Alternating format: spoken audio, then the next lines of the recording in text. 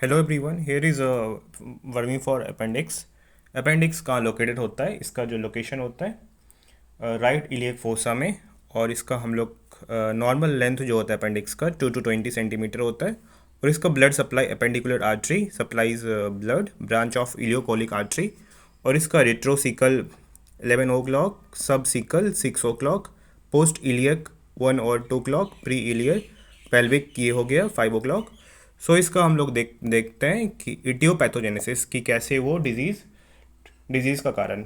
सो हम लोग सबसे पहले इसका जो होता है luminal obstruction can be due to the following substances. सबसे पहले फीकालिप जो कि मोस्ट कॉमन होता है। फीकालिप एक हार्ड स्टूल का स्टोन लाइक मास होता है जो अपेंडिक्स के लूमेन को ब्लॉक करके इन्फ्लामेशन स्टार्ट करता है। सेकेंड हो गया ट्यूमर्स हो गया carcinoid tumours, worm eggs, fruit seeds. And यहाँ पे हो गया फिर luminal obstructions in acute appendicitis leads to increase intraluminal pressures।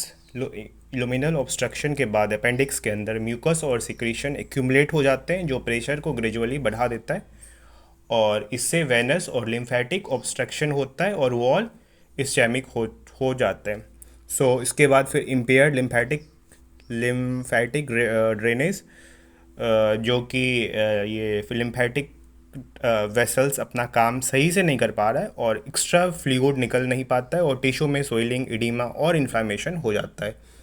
Then हो गया impaired venous drainage and arterial supply और इस्चेमिया हो जाएंगे। उसके बाद परफोरेशन में भी वही अपेंडिक्स की वॉल में होल बन जाता है और जिसके अंदर का इन्फेक्शन पूरा एब्डोमेन में स्प्रेड करके पेरिटोनाइटिस करा देता है। देन हम लोग देखते हैं इसका क्लिनिकल फीचर्स में patient experience pain in the peri अब umbilical region due to luminal obstruction shifting to pain to right iliac fossa. पहले पेन होगा पेरी अम्बिलिकल रीजन में, देन वो शिफ्ट करके माइग्रेटरी पेन जिसको बोलेंगे राइट इलियक फोसा, जिसको MC बर्नीज पॉइंट भी बोलते हैं। और MC बर्नी पॉइंट में पहले जो पेन होता है विसेरल पेन बोलते हैं, बाद में फिर वो राइट इलियक फोसा में एक स्पॉट होता है इसको MC बर्नीज पॉइंट भी बोलते हैं। और इसका सिम्टम्स जो होता है सबसे पहले माइग्रेटरी पेन, एनोरेक्सिया जो भूख नहीं लगेगा, नोजिया, वॉमिटिंग।